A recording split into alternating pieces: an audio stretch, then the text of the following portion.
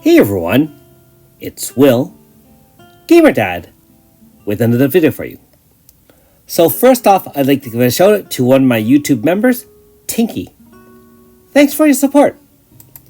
Alright, so sorry for the delay in this video. I was having technical difficulties in getting my iPad to start. But that being said, in tonight's episode of Should You Summon, we'll discuss the various banners that featured the newest unit, AS Alma. Now, if you haven't already, make sure you like and subscribe to my channel. I really appreciate it. I also do have a Patreon account for those who want to support me this way. So let's get right into it. There's a few different banners available, and almost all of them are faithfuls, although of course there is the free banner for us free-to-plays or light spenders. So the first one here is the Ways We Walked, round 8.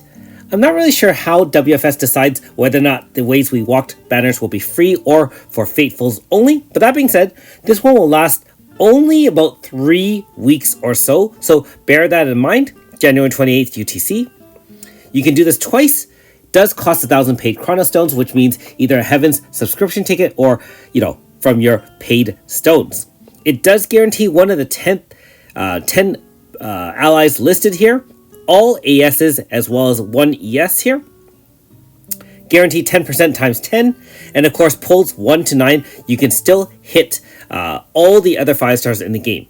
Note that just like other non-pickup bonus banners, if you hit the corresponding unit that has a Stellar Awakened ability, you'll only get 1 out of 3 gauges filled. And so if it's 3 out of 3 already, of course, no additional benefit to that. Unfortunately, the normal complement of bots, Rainbow Sisters, and Knights are in here, and note that AS Alma is here, although like I said, no pickup bonus means you'll only get 1 out of 3 gauges awakened if you hit it, although you do save yourself the 5 treaty Cs, so still not too bad in that sense. Alright, this one's a pretty simple no. As much as these units are pretty cool and fun, a lot of them are featured in the Eastern, as you can see from the main story. Yukino, Garam, I mean, you can name them. Not all of them are Eastern, but even Kiko, of course, is part of the main story, Ace Odaha, and so on and so forth. The reason I will say no is, first of all, these are older units, and really, with the Stellar Awakened system, we're really looking for the newest units out there, with the abilities that they have that can break the game potentially, have an extra turn before you even get to start the rest of your team, and extra moves, as well as ultra powerful abilities. I have to say that I would always prioritize paid or free stones towards future or current SA units as opposed to old units. Now, keep in mind that even if you get them now, if they ever come out with an SA later on, you will have to resummon for them or use your very valuable All Cosmos star charts, or if you're lucky enough where they do release a style-specific star chart, you'll still have to spend a fair bit of Sibira's gems on that. And so, in that case, unless you really want to summon for this because it's just waifu husbando, I would say from a gameplay standpoint, it's a definite no. Sorry to say that. I try to be honest with all my opinions on banners, and it's not like I'm paid by WFS. I really try to be honest with my opinions, and so unfortunately, this one's a no for me. Now, however, we are getting to some interesting units here. AS Alma, I have to say, I kind of like the hat, to be honest, and the, I guess the animal to her right. Maybe they'll have a sidekick in the future. You never know. I mean, after all, there is an ES, her, or alter. You never know all of those. But the top hat does have a nice little magician touch. Let's get right into the banner itself. This one does have the pickup bonus, and both the Fateful paid one as well as the free banner will have the pickup bonus, provided you hit the AS version and not the normal style. So just as a reminder, if you hit the different style, aka the normal style over the AS, you'll get 0 out of 3 awakening gauges. Likewise, if you hit a 4.5, because it is not a 5-star AS, you'll also get 0 out of 3 awakening gauges. So, the Fateful has pure Alma AS only as the uprated, 10% chance on the 10th pull, 0.8% chance on pulls 1 to 9. Note that the other newest units out there, Winnefica, Oboro, and Sirius, all have their chance of getting it in here. And of course, being that this is a faithful, they guarantee a 5-star at the end. So if you don't hit the 10% on Alma, the 90% is spread out relatively even. The newest units are 0.53% each. And of course, there's over 100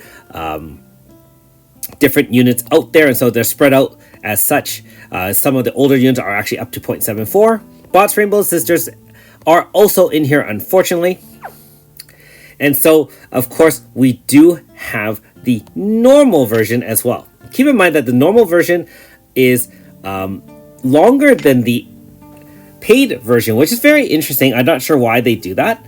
But that being said, be aware that if you are a paid player versus a free player, you will have to make a decision on how you want to do this. The free one also has a pickup bonus. So again, just as a review, if you hit the AS right away, you get 3 out of 3 awakening. If you hit the normal style, nothing.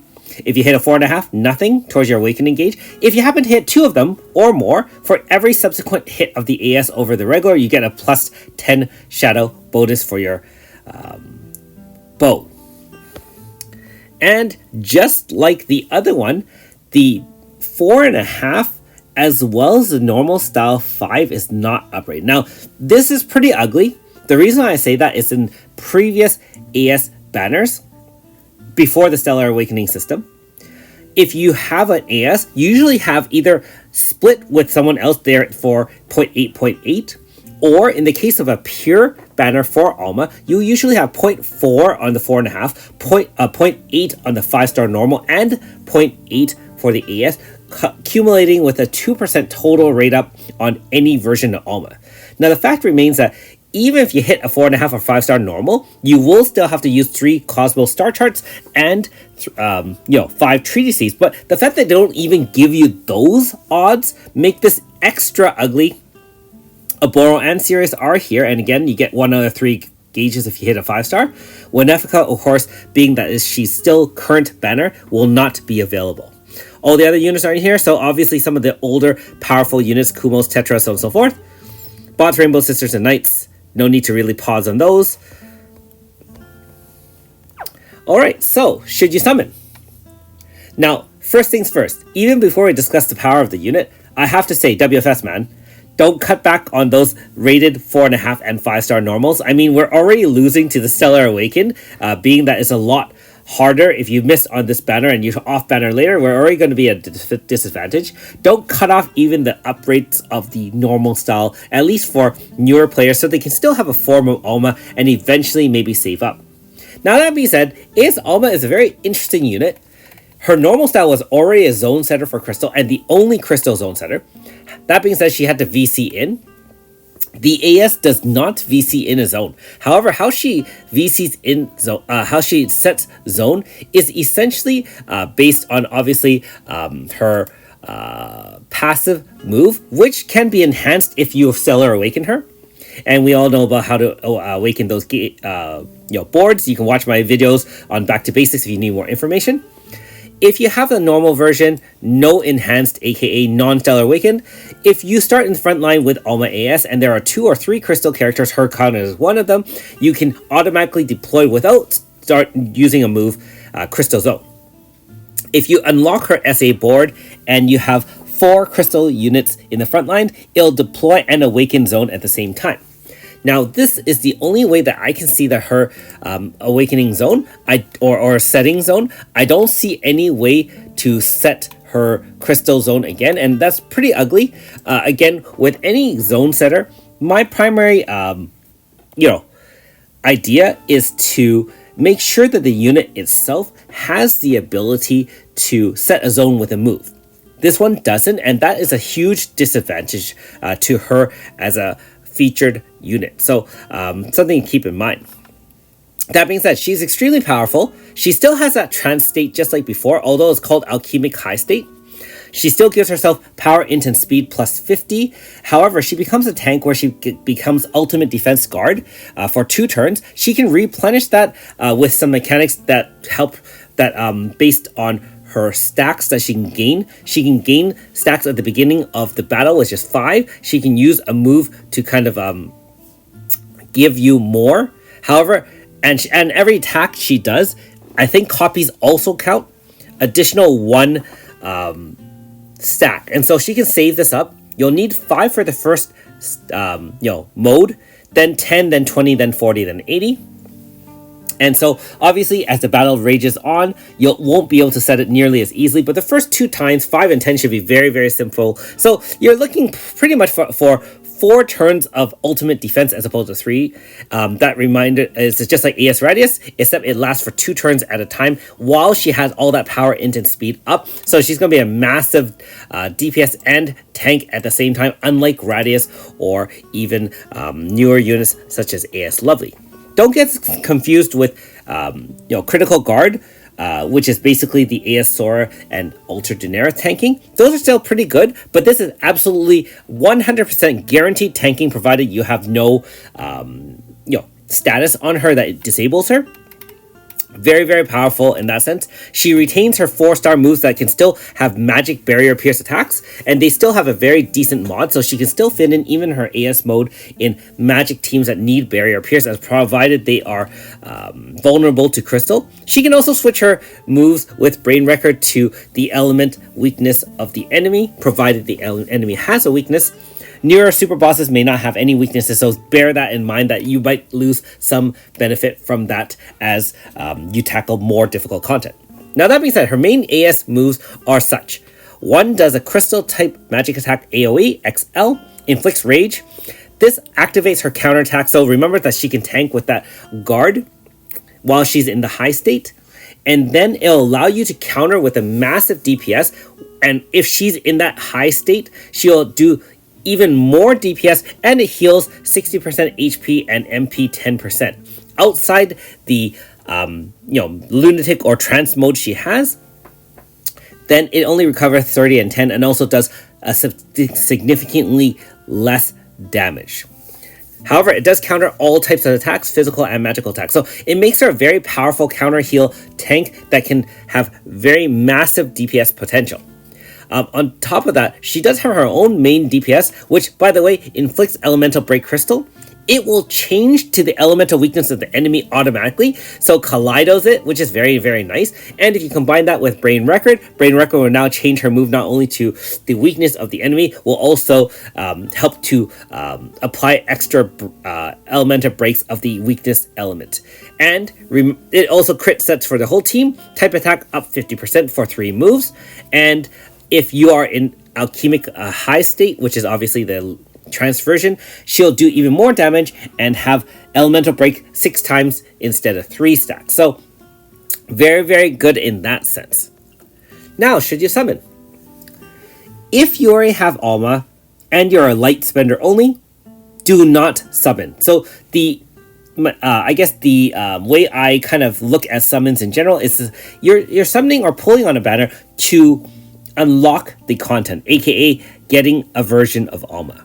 If you have a version of Alma and you're a light spender only or a free player, you don't want to commit more stones to this banner, being that, remember, no upgrade for the 4.5 and 5-star normal. You have to hit the AS to be a win. At 0.8%, it's going to be the same chance of you hitting Winefica. I know some people can hit it in the single pull, but some people can spend 20k without getting it. So, if you're lucky, you're lucky, and if you're not, you're not. So, don't let your previous results dictate your actions moving forward, because that's just like with most investments, previous history does not guarantee future results. Now, what if you don't have her?